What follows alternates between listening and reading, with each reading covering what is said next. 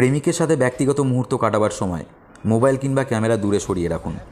সে যতই বিশ্বাসযোগ্য হোক না কেন, ঘরের মধ্যে হিডেন ক্যামেরা উপস্থিত আছে কিনা যাচাই করে নিন। বয়ফ্রেন্ডের ফ্যান্টাসি যদি গোপন মুহূর্তের ভিডিও রেকর্ডিং করা হয়, তাহলে আবেগকে সরিয়ে রেখে তৎক্ষণাৎ বিচ্ছেদ করুন। আর এমন দুর্নিবার ফ্যান্টাসি যদি আপনার থেকে থাকে, তাহলে বুক ভরা সমবেদনা রইল। টিস্যু লেলোর মেয়েটার মতো প্রতিদিন অসংখ্য মেয়ের ব্যক্তিগত মুহূর্তের ভিডিও লিক হয়।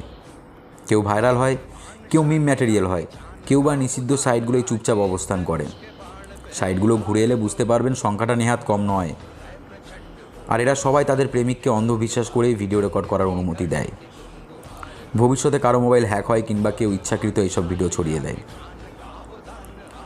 ভালোবাসার মানুষের সাথে মিলন কোনো অপরাধ নয়, কিন্তু প্রতিদিন এরকম ঘটনা ঘটতে দেখেও কেউ যদি ব্যক্তিগত মুহূর্তগুলোকে ক্যামেরাবন্দি করে, তাহলে এদের কী বা বলার আছে?